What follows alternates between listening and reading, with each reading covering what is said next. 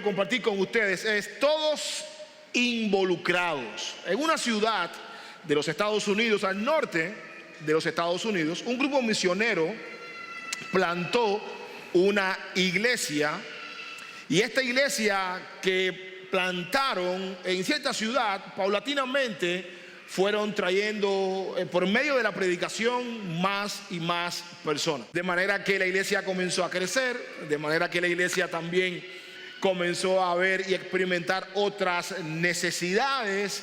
Sin embargo, discutieron la posibilidad de poder estar en un lugar un poco más espacioso donde las demás actividades pudieran seguir funcionando. Discutieron, hicieron planes, planificaron, pero había algo que no tenían. Necesitaban un cierto presupuesto para que todas las personas que el Señor había añadido a la iglesia pues se congregaran.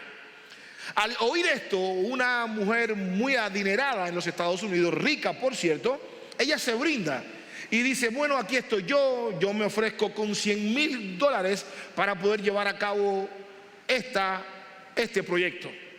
Sin embargo, esta oferta cuantiosa, jugosa, tenía ciertas prerrogativas, y una de ellas era que el templo tenía que hacerse con las directrices que ella determinaría, y que también la forma estructural de la iglesia, aún en el interior, esto también estaba condicionado a su idea. En otras palabras, la mujer adinerada, rica, que no se involucraba en la iglesia, ni tampoco era creyente, quería dirigir la iglesia por medio de una oferta cuantiosa. Reúnen a la iglesia y todos dicen: no, yo creo que si ella no forma parte de nosotros, ¿cómo ella va a tener la osadía de dirigir nuestra iglesia? Rechazaron cortésmente esta cuantiosa pero sospechosa oferta. Esa iglesia, después de algunos años de orar, de contribuir, de trabajar duro, de predicar el evangelio, decide construir un templo. Pero el templo fue construido por los esfuerzos de esas personas, rechazando, aunque costó mucho tiempo llegar a construir el templo, pero rechazaron esa oferta cuantiosa, y ese templo fue construido, quedó muy bonito. Ese templo se construyó, y el templo prácticamente fue de gran bendición a la comunidad, especialmente en la ciudad de los Estados Unidos. Ese templo tiene más que ladrillos, ese templo tiene más que mezcla, ese templo tiene más que gipso, yeso, ese templo tiene más que sillas bonitas, buenas acústicas. Ese templo tiene lágrimas, ese templo tiene sudor, ese templo tiene un corazón voluntario, ese templo tiene la hermandad, porque creó y acercó a muchas personas por medio del trabajo. Ese templo tiene sacrificios, pero ese templo tiene algo, y es el título de mi sermón: que todos estaban involucrados. Y eso es lo que hoy el Señor nos enseñará. El pueblo de Dios sale después de 430 años de Egipto, siendo esclavos por un faraón egipcio. El Señor escucha el clamor de su pueblo y salen de Egipto. El Señor quería que todo su pueblo estuviese involucrado en el nuevo proyecto de la construcción de su tabernáculo o santuario de reunión. De tal manera que Él no quería que nadie se quedara fuera de ser privilegiado con esa bendición, ser parte de lo que anteriormente, por 430 años aproximadamente, ellos no eran parte. Cuando el pueblo de Dios se involucra en un llamado que el Señor hace, suceden muchas cosas. Y una de las cosas que suceden es que todos creen que el Señor los está guiando. Hay un proverbio que dice que en la unión está la fuerza, y es verdad.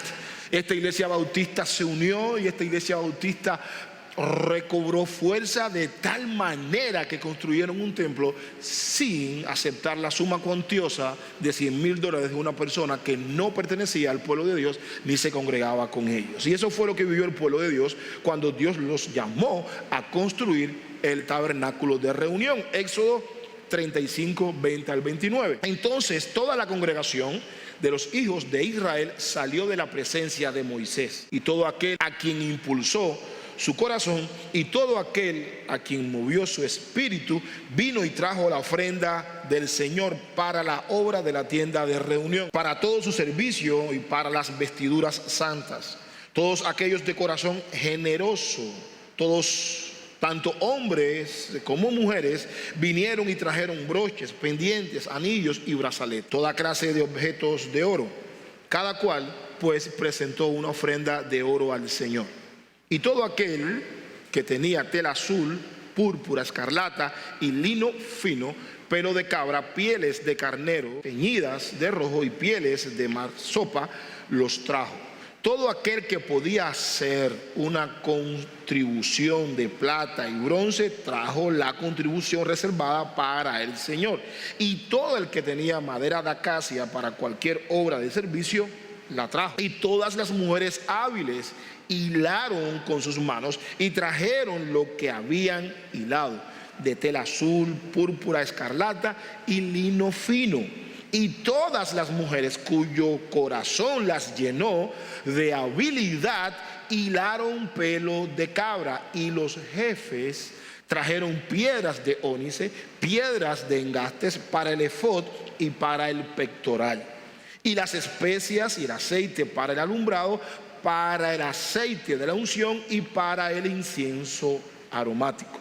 Los hijos de Israel, todos los hombres y mujeres cuyo corazón los movía a traer algo para la obra que el Señor había ordenado por medio de Moisés que se hiciera, trajeron una ofrenda voluntaria al Señor. Todo el pueblo estaba involucrado en el proyecto que Dios le había ordenado a Moisés. ¿Qué se logró con el involucramiento de todos? Número uno, que tuvieran la visión de ver el santuario terminado.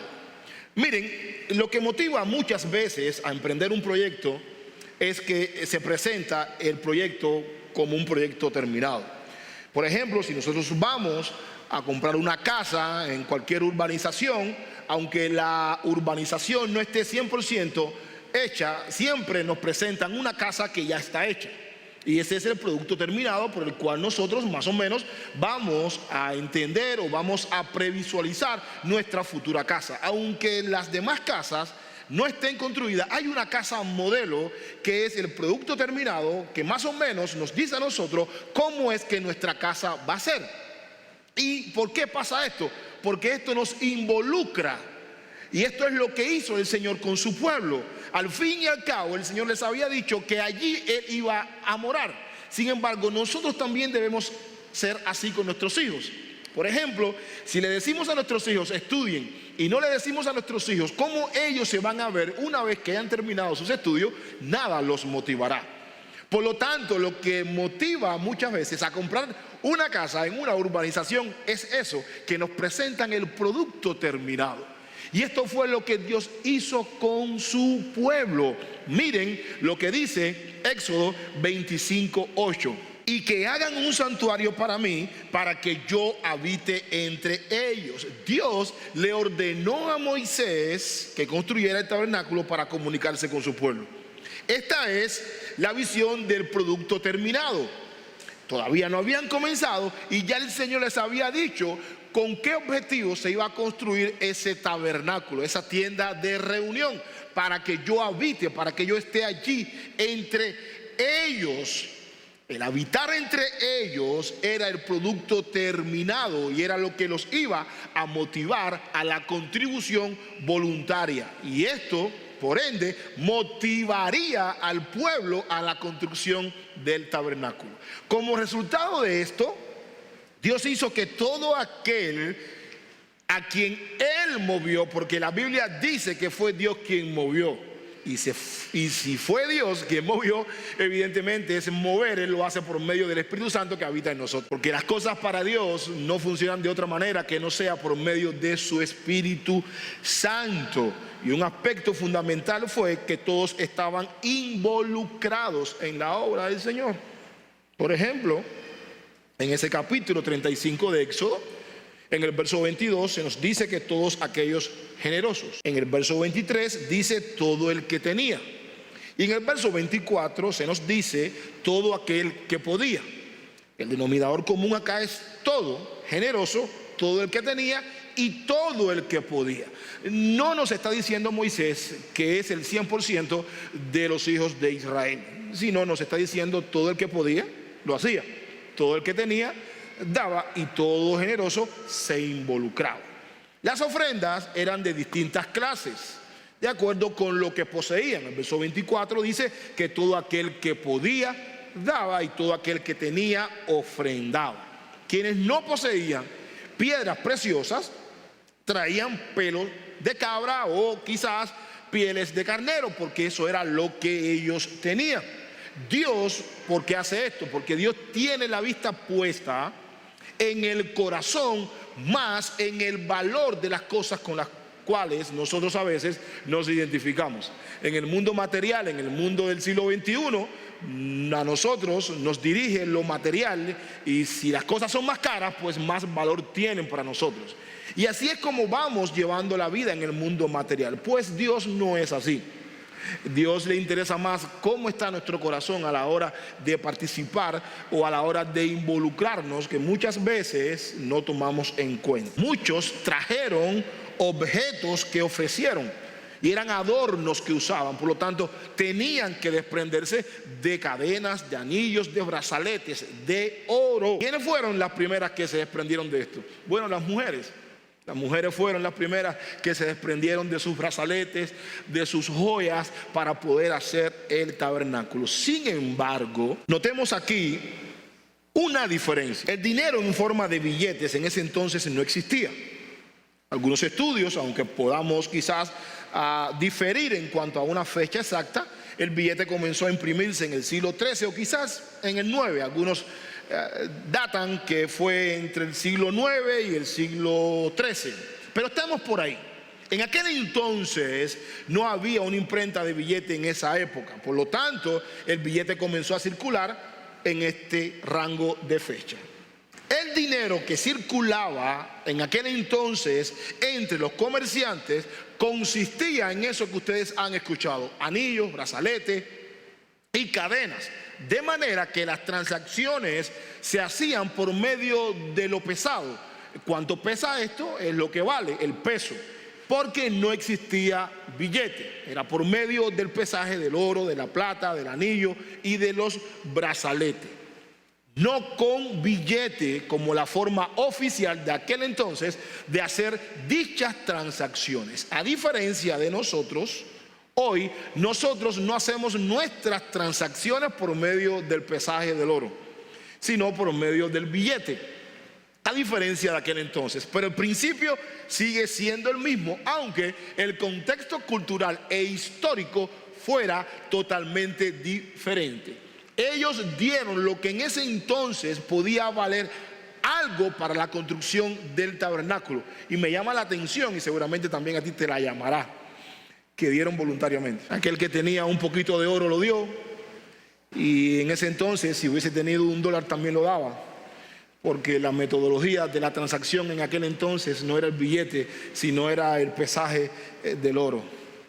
Este pueblo fue voluntario a la hora de dar, y la generosidad con la cual ellos dieron es digna de imitar. ¿Por qué es digna de imitar? Porque el pueblo estuvo 430 años siendo esclavos, siendo abusados, siendo maltratados por los egipcios. Ellos no podían adorar al Dios de sus padres, al Dios de Isaac, al Dios de Jacob, al Dios de Abraham. Ellos no podían adorar a esos dioses. Lo habían escuchado sus anécdotas, sus historias, habían escuchado cómo Dios le presentó a Abraham y le dijo: sal de tu tierra, todo eso, pero ¿cómo lo podemos adorar? ¿Qué podemos hacer? ¿Podemos construir un lugar? No, porque estás en condición de esclavo. Y cuando eres esclavo tú no tienes muchos derechos. Ahora todos están involucrados en construir una tienda de reunión para encontrarse con ese mismo Dios de Abraham, de Isaac y de Jacob. Todos involucrados. Después de ser esclavos por todo ese tiempo, tuvieron la bendición de disfrutar y ser parte después de la esclavitud, siendo libres del primer proyecto de Dios para su vida. Me imagino a los hebreos, yo quiero que mi firma esté ahí. Por eso es que nosotros creemos en la familia. Por eso uno de los eslogans que usted ve allí es una iglesia que ama a la familia, porque creemos no solamente por la teología del pacto, sino creemos enfáticamente, bíblicamente, que cuando los padres involucran a sus hijos, es muy difícil que sus hijos se aparten del evangelio una vez que crezcan. Y esto lo digo con un corazón pastoral por mi experiencia como pastor y consejero.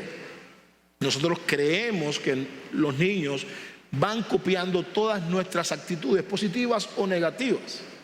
Todas las familias estaban involucradas en esto. Quizás el ancianito que no podía, le dijo a su hijo, que ya tenía hijos, que eran sus nietos: mira, yo tengo aquí quizás unas moneditas de oro para cuando me retire. Llévalas para allá, yo no puedo ir porque ya estoy muy viejito.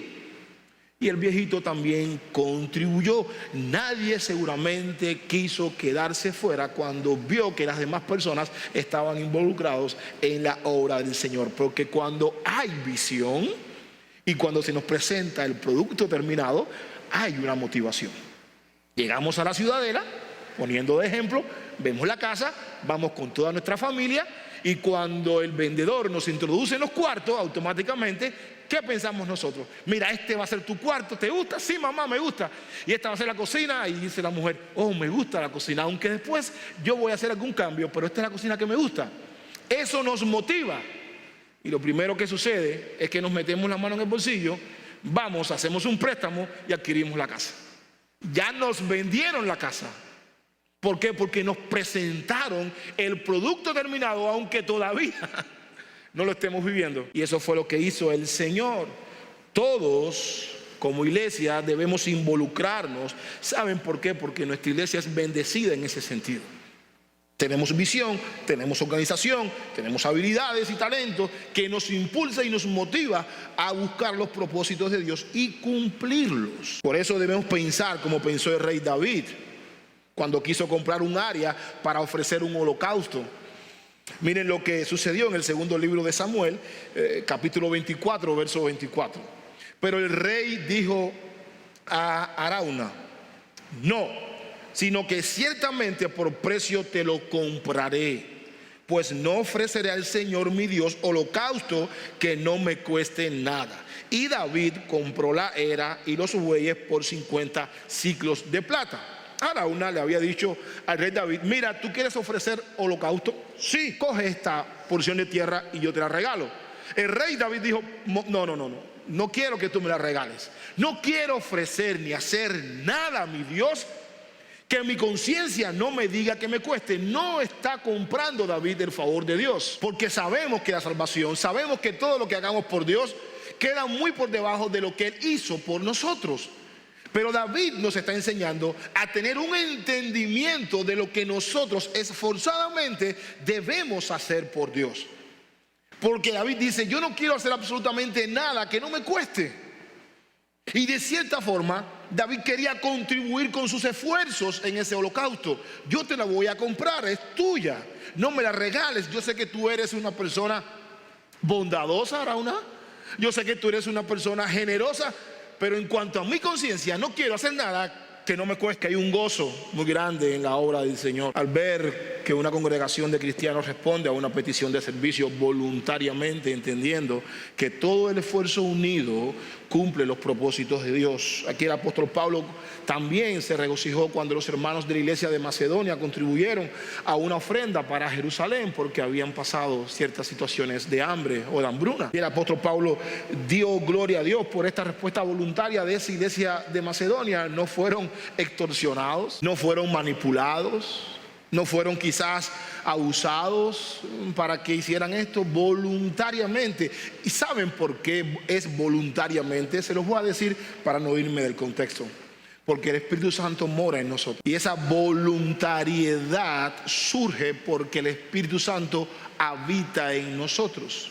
Si el Espíritu Santo no habita en nosotros, esa voluntariedad no puede existir, porque no tenemos la fuerza suficiente ni el entendimiento suficiente para que esa voluntariedad surja. Estamos muertos en nuestros delitos y pecados, por lo tanto no hemos sido convencidos de justicia, de juicio y de pecado, algo que hace la obra del Espíritu Santo en nosotros. Por lo tanto no tenemos perspectiva de ver el producto terminado de Dios en ninguna faceta de la historia. Aquí dice la Biblia que todo aquel a quien el Espíritu movió, Dios fue moviendo a sus hijos. Y el escritor dice: todo aquel que tenía, pero que fue movido anteriormente, todo aquel que poseía, que fue movido por el Espíritu anteriormente, todo generoso que fue impulsado por el Espíritu. En otras palabras, si el Espíritu no nos impulsa, no podemos ver la voluntariedad. ¿Y por qué no hay voluntariedad? Terminamos concluyendo que es porque el Espíritu Santo no nos está impulsando. Porque si el Espíritu Santo nos impulsa, hay voluntariedad. Porque todo aquel que podía, daba; todo aquel que tenía, compartía; y todo generoso voluntariamente daba algo. Lo segundo que vemos acá en este involucramiento es que el pueblo respondió y el resultado fue exitoso. Qué gozo ha de haber sido para Moisés ver cómo la gente respondía.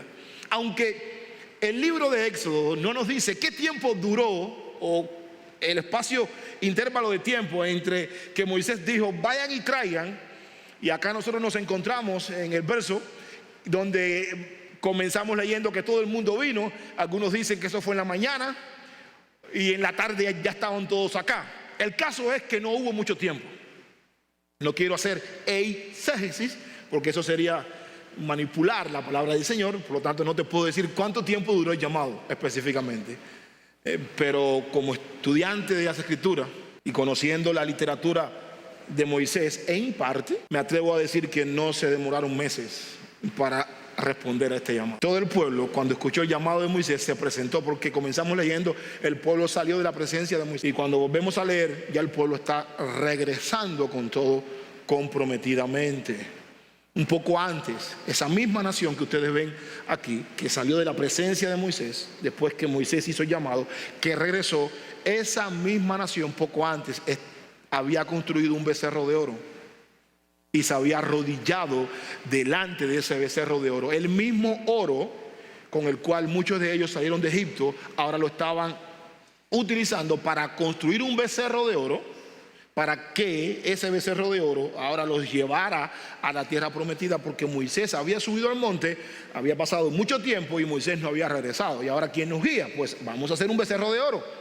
Aarón cae en la tentación, no soporta la presión del pueblo. Acá aquellos que quieren ser líderes tienen que aprender a soportar la presión del pueblo, porque si no, en otras palabras, te van a llevar a hacer un becerro de oro. Hay que aprender a soportar la presión del pueblo de Dios, porque hay cosas que no pueden ser negociadas. Aarón, el mismo que servía de interlocutor entre Moisés, el faraón, porque Moisés era medio tartamudo y ahí estaba Aarón siempre. El mismo Aarón termina diciendo: Moisés murió y tú no estás ahí. Vamos a traer oro, vamos a construir un becerro y vamos a pedirle a ese becerro de oro que nos ayude, porque Moisés nos abandonó. Y el Dios que nos sacó de Egipto ahora nos dejó aquí, en este lugar, a la buena merced. Tenemos que seguir como veníamos. Vamos a seguir con la idolatría. Y el mismo oro es usado para construir ese becerro. Y en respuesta a ese pecado, a ese pasado oscuro, es que el pueblo se entusiasma, especialmente se anima a construir un templo. Y quiero detenerme acá un momentito para que ustedes puedan comprender. Ellos tenían oro y construyeron un becerro. Dios dijo que los iba a consumir y que les iba a enjuiciar. Moisés intercede entre el pueblo y Dios. Dios retira lo que dijo que iba a hacer, pero todavía seguían teniendo oro.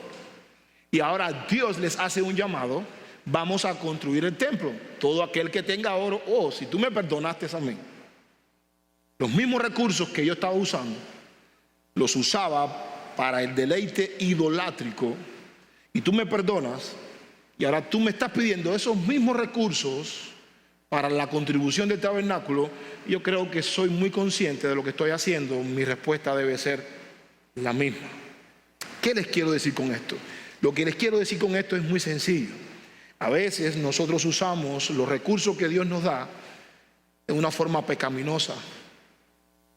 Sin embargo, ese mismo recurso, una vez que Dios nos perdona nuestros pecados, esos mismos recursos, sea una casa, sea un carro, sea lo que fuere, esos mismos recursos no los usamos para el servicio a Dios, aún siendo perdonados por Dios. Ellos entendieron lo que era el perdón. Construir un becerro de oro ya es el colmo. Llegaron a hacerlo, pero el Señor perdonó sus pecados. Le quedaron oro, plata. Ahora Dios les pide que en base a eso ellos contribuyan para la construcción del templo, porque se van a hacer muchas cosas, se van a hacer muchas transacciones, que hay que ir a comprar madera a otro lugar, hay que pagarle a otras personas, y el modo de contribución es esa. No solo fueron los hombres los que trabajaron. Aquí tenemos la parte femenina siempre a la vanguardia. Podemos decir que hoy más del 70 y tanto por ciento de los congregados en las iglesias son mujeres. Y lo digo con dolor. No quiero decir que no estoy contento con que las mujeres estén, pero no solamente en Fuente de Gracia. Yo hablo con otros pastores y las mujeres siguen tomando la delantera. Yo me pregunto, ¿por qué? ¿Por qué las mujeres siguen tomando la delantera? ¿Por qué las mujeres siguen predicando el evangelio? ¿Por qué los cultos de las mujeres tienen más asistencia que los hombres? ¿Por qué las mujeres siempre están más involucradas que los hombres? ¿Por qué cuando se hace un llamado la mujer siempre está ahí? ¿Por qué? Es muy sencillo, porque la mujer vive con más esperanza que nosotros. La mujer siempre, el producto terminado le motiva. Si vamos a comprar una casa, cuando llegamos, la primera que da el sí es la mujer. Nosotros estamos pensando y hablando con el comprador, ¿cuánto cuesta las cuotas? Y la mujer dice, sí, muy bien. Y si están con los niños, le dicen, mira, este va a ser tu cuartito. Y el hombre así, pero esta mujer está loca. Y el patio, mira mi amor, aquí vamos a hacer el asadito para que tú vengas con tus amigos. Y el hombre así. Ya la mujer ve todo hecho, bonito. La cocina, si no le gustó, la va a cambiar. Todo está bonito porque su producto terminado le permite responder y ver el resultado exitoso de lo que ella está viendo. Miren lo que dice el verso 26, pero en una versión que te lo voy a leer para que lo puedas comprender mejor. NTV. Éxodo 35, 26. Todas las mujeres de buena voluntad pusieron en práctica su habilidad para hilar el pelo de cabello. ¿Por qué pasó esto? Bueno, número uno, porque esas habilidades ellas reconocieron que no eran de Dios y que antes en Egipto ellas no podían hacer eso. Y número dos, sus habilidades eran un medio de contribución. Ellas no podían cargar madera. Es el trabajo fuerte del hombre. Ellas no podían quizás mirar un poco de mezcla, cemento, arena, piedra, no podían hacerlo. Pero sus habilidades dijeron, mira, yo como mujer no tengo fuerza, pero aquí están mis habilidades. Mira que yo tengo 2 agujitas, no son nuevas, pero yo creo que puedo hacer algo. Ven para acá también, involúcrate aquí. Sus habilidades las pusieron a la contribución de la construcción del tabernáculo, de manera que todos estaban involucrados en la obra. No solo eso, también pusieron al servicio sus habilidades. No contrataron otras mujeres, no tuvieron que pagar salarios, sino que ellas mismas dijeron, no, yo sé hacer esto, yo sé hacer lo otro, yo estoy aquí, sé elegir telas, los colores. Y a mí a veces me place mucho que los hermanos sirvan por medio de sus talentos, aunque a veces en esta sociedad en la que nosotros estamos viviendo el individualismo es muy acentuado. Yo siempre estoy buscando que las personas sirvan en la iglesia por medio de sus talentos. ¿Ok? ¿Qué tú sabes hacer? El audio, bueno, está bien, no hay ningún problema. ¿Dónde va el audio? ¿Dónde va el parlante? Ahí. Eso es lo que tú sabes hacer. ¿Qué tú sabes hacer? El diseño, hazlo. Porque así es como la iglesia debe ser. Yo no puedo pensar que porque yo soy pastor, eso tiene que ir acá, el color tiene que ir allí. No es así. Dejamos de ser iglesia. Porque todos podemos aportar. Porque lo que tenemos no es algo que nosotros adquirimos por ser buenos. Lo adquirimos por gracia. Cuando todos nos involucramos, no nos involucramos solamente con las palabras, nos estamos involucrando con nuestras habilidades. ¿Qué sé hacer yo? Porque eso es lo que el Señor te dio para hacer. Y Él sabe que con lo que tú sabes hacer, tú vas a ser de gran bendición en el proyecto que Él ha llamado a hacer a su pueblo. Sus habilidades fueron de gran bendición para la construcción. De gran bendición. Todo cuyo corazón los movía a hacer algo, me llama la atención que no lo dejaban de hacer. Siento hacer esto. A veces hay personas que llegan y me dicen, pastor, yo sé hacer esto. ¿Qué puedo hacer? Mi corazón comienza a latir más rápido. Mire, pastor, yo creo que podemos hacer esto. Y yo digo, wow, está bien. Reviso la filosofía del ministerio, no hay nada herético. Yo le digo, anda. Porque el Señor no solamente me llamó a estar organizando, sino también a ver la teología, a cuidar la doctrina como pastor principal del IFG. Pero todos nosotros tenemos habilidades. Todos nosotros tenemos algo para hacer, algo para dar. Miren lo que dice en cuanto a la calidad de lo que se necesitaba, cómo Dios describía con exactitud este principio. Éxodo 30:23. Toma también de las especias más finas, de mirra fluida, 500 ciclos, de canela aromática, la mitad, 250, y de caña aromática, 250. Miren, muchas veces pasamos por alto el principio que hay acá. Y a veces no pensamos como Dios piensa. Dios en su palabra nos dice que ellos debían tomar las especias más finas. Y te pongo un ejemplo muy sencillo y te lo ilustro de la siguiente manera. Si te invitan a un lugar y te dicen ven con la ropa más fina, evidentemente tú no vas a coger cualquier ropa del closet, te la vas a poner y vas a ir. Te están diciendo que vayas con la ropa más fina. Y si te están invitando a Carondelet para una cena y poder decir todas las verdades que tú tienes en tu corazón, lo más probable es que tú te endeudes y compres la ropa más fina, porque es tu oportunidad de sentarte en Carondelet y poder decir todo lo que tú quieres decir. En cuanto a lo más fino, yo creo que nosotros no tenemos problema. Eso era lo que Dios les estaba pidiendo. Ustedes tienen muchas especias, pero yo no quiero cualquier especia. Yo quiero la más fina. Y eso nos dice de la calidad de las cosas con las cuales se debería llevar a cabo el proyecto. En la mente de Dios no estaba ni está tampoco hacer las cosas con cualquier cosa de cualquier calidad. No funciona así.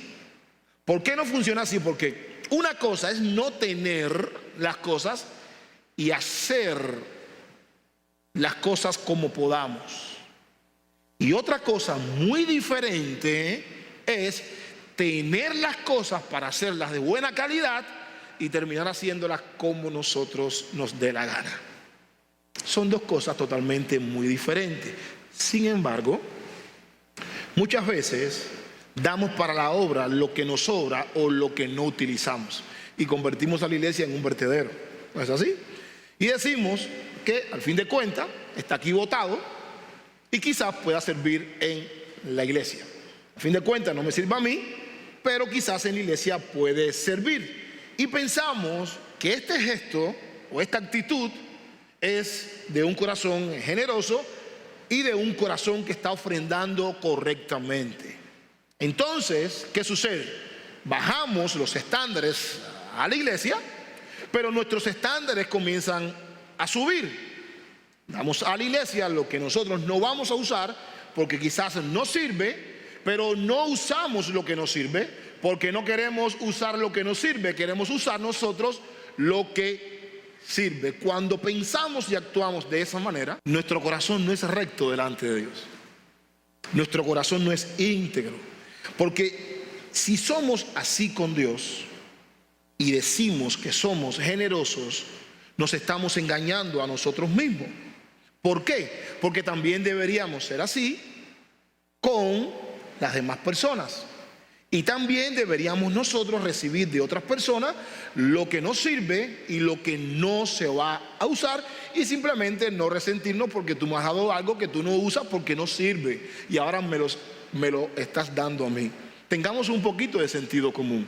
Ellos debían traer las especias más finas, no las especias que no estaban usando. Ellos tenían que traer las cosas más finas, no las cosas que les sobraban. Yo he sido testigo muchas veces, junto con mi familia, y estos ojos que los están viendo ustedes han llorado cuando hemos hecho un llamado y yo he tenido que recibir cosas inservibles, cosas que conscientemente la persona que lo está dando no se va a usar porque no lo usan. Si para Dios damos lo que nos sobra y no necesitamos, tenemos el derecho de recibir de otro lo mismo que nosotros estamos dando. Pero Dios no es así con nosotros. Si no buscamos la calidad en las cosas de Dios, entonces podemos comenzar a bajar la calidad en nuestra familia.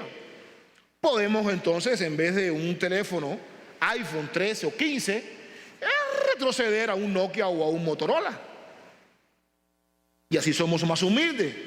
En vez de comprarnos un auto, podemos comprarnos quizás un autito bien viejito que nos cueste $1,500 y no nos gastamos $20,000 en un auto. Y comenzamos a bajar los estándares, y de la misma forma que nosotros estamos dando cosas que nos sirven, creyendo que a otros le va a ser útil, no sirviéndonos a nosotros, nosotros también podemos vivir de esa manera. Pero eso no pasa. ¿Saben por qué no pasa? IFG, porque los perjudicados vamos a ser nosotros. Si nosotros aceptamos algo que no sirve, el vecino no se va a perjudicar, nos vamos a perjudicar nosotros. ¿Y qué es lo que pasa con esto? Cuando le damos a la iglesia lo que están botados en el patio, que no sirve, que no tiene arreglo, o cuando le damos a la iglesia lo que no necesitamos, es otro quien va a cargar el desastre, es otro quien se va a perjudicar. Yo hice, entre comillas, lo que tuve que hacer, eso está ahí, no me sirve, pues si no me sirve a mí, le servirá a otro. Es un gesto voluntario que yo estoy haciendo y estoy quedando bien con Dios. Otros sufrirán la mala calidad de lo que yo estoy dando para el Señor.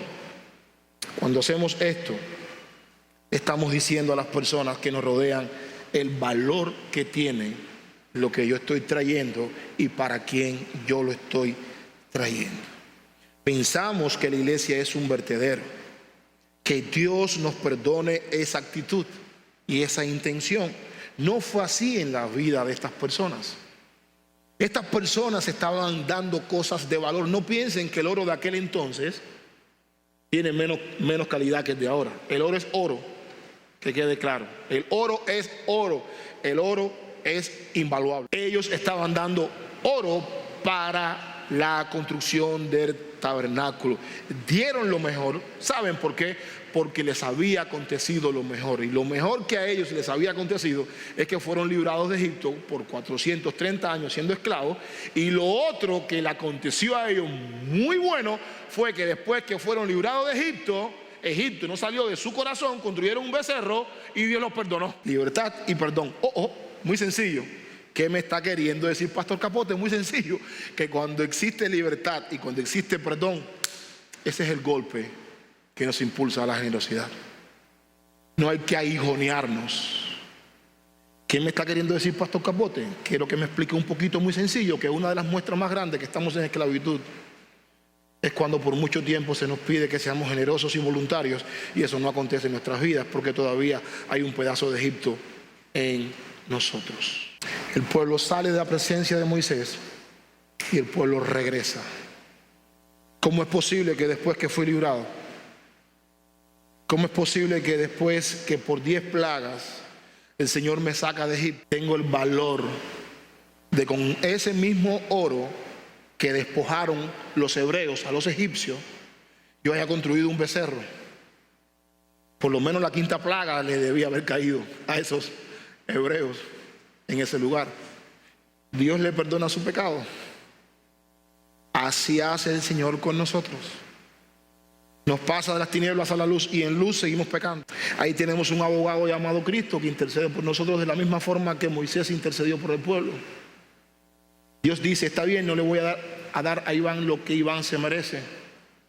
Eso me debe a mí automáticamente dar un entendimiento del Dios al cual yo sirvo y el Dios que me está pidiendo que me involucre en su proyecto del Evangelio.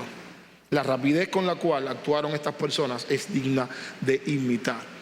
Por eso es que somos una iglesia, no somos una persona, somos una iglesia. Miren lo que Efesios 4:16 nos dice: de quien todo el cuerpo, estando bien ajustado y unido por la cohesión que las coyunturas proveen, conforme al funcionamiento adecuado de cada miembro, produce, fíjense que dice, conforme al funcionamiento adecuado de cada miembro, produce el crecimiento del cuerpo de la iglesia para su propia edificación en amor. Pero fíjense cómo Pablo dice, conforme al funcionamiento adecuado de cada miembro. Tú y yo debemos funcionar adecuadamente. Yo no puedo pretender que no les necesito. Y ustedes no pueden pretender que ustedes no me necesitan como pastor. Es como que yo le diga, es como que la mano le diga al ojo, no te necesito. O el pie le diga a la boca, no te necesito. Es imposible.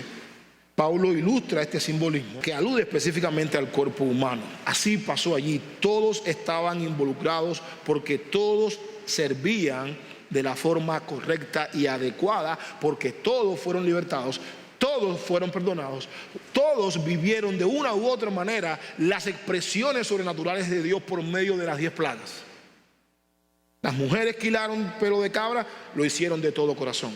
Así lo debe hacer el médico, así lo debe hacer el mecánico, así lo debe hacer el ingeniero, el negociante. Porque todos tenemos habilidades de acuerdo a nuestros talentos para poder glorificar a Dios. No hay que ser pastor. No tienes que estar aquí predicando.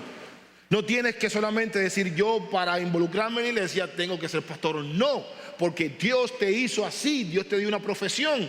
Y de acuerdo a esa profesión, Él te ha remunerado para que por medio de esa remuneración tú entiendas también que Él te ha bendecido. Y que tú también bendigas a otros. Lo maravilloso de esto es que el Espíritu Santo estaba orando siempre en la vida de estas personas. Por eso cuando el Señor ordena a su pueblo y éste responde de corazón, muchas cosas se pueden lograr. Y quiero enseñarte 3 cosas que se pueden lograr cuando el pueblo de Dios se involucra, porque el éxito extraordinario debe ser reconocido por ofrendas extraordinarias. No podemos pensar tener un éxito aquí en Guayaquil extraordinario con la mezquindad. Es imposible. Para eso quiero darte 3 enseñanzas prácticas que te ayudarán a comprender el motivo por el cual todos debemos estar involucrados. Número 1, sé parte del proyecto de Dios con tus habilidades y talentos. Número 2, involúcrate con lo que el Señor te ha dado por gracia. Todos tenemos para dar. El verso 24 dice que todo el que podía. Número 3, motiva a otros a que formen parte de los propósitos de Dios. Que estas 3 aplicaciones, enseñanzas, tú te las puedas llevar en tu corazón. Y que también tú formes parte del proyecto de IFG que el Señor nos ha encomendado.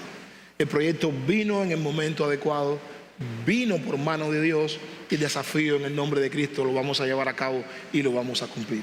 Así que te pido en el nombre de Cristo que te involucres de tal manera que pueda formar parte de la bendición, para que en el futuro también, como dice esta tercera enseñanza, nuestra firma, nuestra huella esté allí, aunque nosotros estemos en casa postrados por mayoría de edad, pero que nuestros niños, cuando vengan acá a la iglesia, puedan decir, papá, mamá, allí hay una foto todavía, ¿no?, que te vi con una carretilla, que te vi con una pala en la mano. Si usted entra a nuestra iglesia, ahí está en el televisor todas las personas que han pasado por aquí y han hecho algo, aunque algunos ya no están, pero su sello, su firma está aquí. Y por eso es que he decidido no quitar nada de allí, para que todo el mundo vea que todos podemos dejar nuestra huella por donde quiera que pasamos. Padre, gracias te damos.